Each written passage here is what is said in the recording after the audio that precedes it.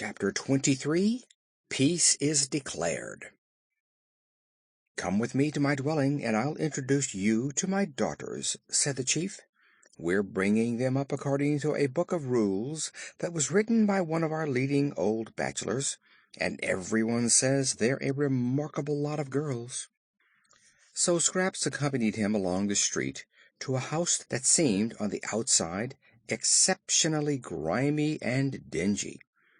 The streets of this city were not paved, nor had any attempt been made to beautify the houses or their surroundings, and having noticed this condition, Scraps was astonished when the chief ushered her into his home. Here was nothing grimy or faded, indeed. On the contrary, the room was of dazzling brilliance and beauty, for it was lined throughout with an exquisite metal that resembled translucent frosted silver. The surface of this metal was highly ornamented in raised designs representing men, animals, flowers, and trees, and from the metal itself radiated the soft light which flooded the room. All the furniture was made of the same glorious metal, and Scraps asked what it was. "That's radium," answered the chief. "We Horners spend all our time digging radium from the mines under this mountain, and we use it to decorate our homes and make them pretty and cozy. It's a medicine, too, and no one can ever be sick who lives near radium." "Have you plenty of it?" asked the Patchwork Girl. "More than we can use. All the houses in this city are decorated with it, just the same as mine is." "Why don't you use it on your streets, then, and the outside of your houses, to make them as pretty as they are within?" she inquired. "Outside? Who cares for the outside of anything?" asked the chief. "We Horners don't live on the outside of our homes.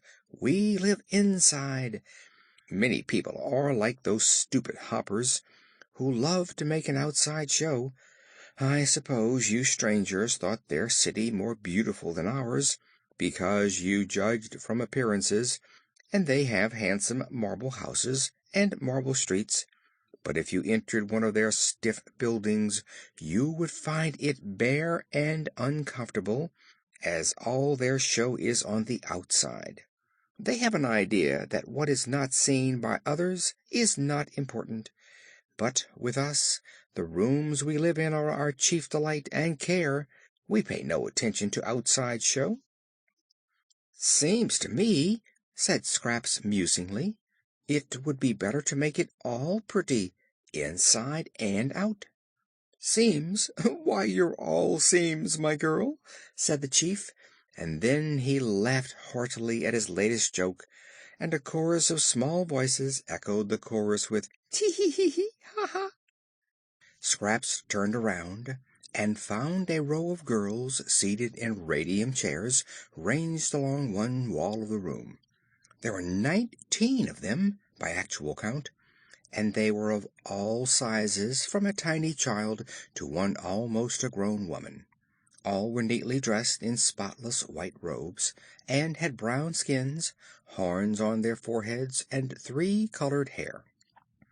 "These," said the chief, "are my sweet daughters. My dears, I introduce to you Miss Scraps Patchwork, a lady who is traveling in foreign parts to increase her store of wisdom."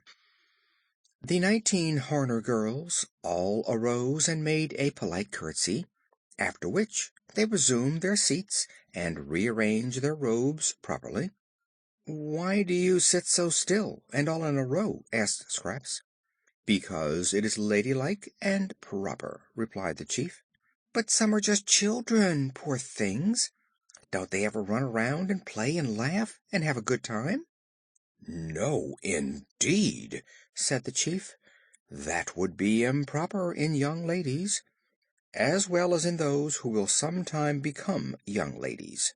My daughters are being brought up according to the rules and regulations laid down by a leading bachelor who has given the subject much study and is himself a man of taste and culture. Politeness is his great hobby, and he claims that if a child is allowed to do an impolite thing, one cannot expect the grown person to do anything better." "Is it impolite to romp and shout and be jolly?" asked Scraps. "Well, sometimes it is, and sometimes it isn't," replied the Horner, after considering the question. "By curbing such inclinations in my daughters, we keep on the safe side. Once in a while I make a good joke, as you have heard, and then I permit my daughters to laugh decorously, but they are never allowed to make a joke themselves." "That old bachelor who made the rules ought to be skinned alive," declared Scraps, and would have said more on the subject had not the door opened to admit a little Horner man whom the Chief introduced as Diksey. "What's up, Chief?" asked Diksey, winking 19 times at the 19 girls, who demurely cast down their eyes because their father was looking. The Chief told the man that his joke had not been understood by the dull Hoppers, who had become so angry that they had declared war. So the only way to avoid a terrible battle was to explain the joke so they could understand it. "All right," replied Diksey, who seemed a good-natured man. "I'll go at once to the fence and explain. I don't want any war with the Hoppers, for wars between nations always cause hard feelings." So the Chief and Diksey and Scraps left the house and went back to the marble picket fence. The Scarecrow was still stuck on the top of his picket, but had now ceased to struggle. On the other side of the fence were Dorothy and Ojo, looking between the pickets, and there also were the Champion and many other Hoppers. Diksey went close to the fence and said: "My good Hoppers, I wish to explain that what I said about you was a joke. You have but one leg each, and we have two legs each. Our legs are under us, whether one or two, and we stand on them. So when I said you had less understanding than we, I did not mean that you had less understanding, you understand, but that you had less stand-undering, so to speak. Do you understand that?" The Hoppers thought it over carefully. Then one said: "That is clear enough, but where does the joke come in?" Dorothy laughed, for she couldn't help it, although all the others were solemn enough. "I'll tell you where the joke comes in," she said, and took the Hoppers away to a distance, where the Horners could not hear them. "You know," she then explained, "those neighbors of yours are not very bright, poor things, and what they think is a joke isn't a joke at all. It's true, don't you see?" "True that we have less understanding?" asked the Champion. "Yes, it's true because you don't understand such a poor joke. If you did, you'd be no wiser than they are." "Ah, yes, of course," they answered, looking very wise. "So I'll tell you what to do," continued Dorothy. "Laugh at their poor joke and tell 'em it's pretty good for a Horner. Then they won't dare say you have less understanding, because you understand as much as they do."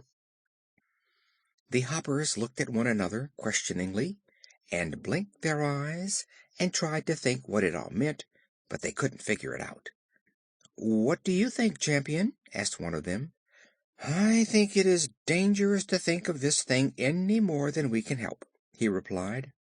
"Let us do as this girl says, and laugh with the Horners, so as to make them believe we see the joke. Then there will be peace again, and no need to fight." They readily agreed to this, and returned to the fence, laughing so loud and as hard as they could, although they didn't feel like laughing a bit. The Horners were much surprised. "That's a fine joke for a Horner, and we are much pleased with it," said the Champion, speaking between the pickets. "But please don't do it again." "I won't," promised Diksey. "If I think of another such joke, I'll try to forget it." "Good!" cried the Chief Horner. "The war is over and peace is declared." There was much joyful shouting on both sides of the fence, and the gate was unlocked and thrown wide open, so that Scraps was able to rejoin her friends. "What about the Scarecrow?" she asked Dorothy. "We must get him down, somehow or other," was the reply. "Perhaps the Horners can find a way," suggested Ojo. So they all went through the gate, and Dorothy asked Chief Horner how they could get the Scarecrow off the fence.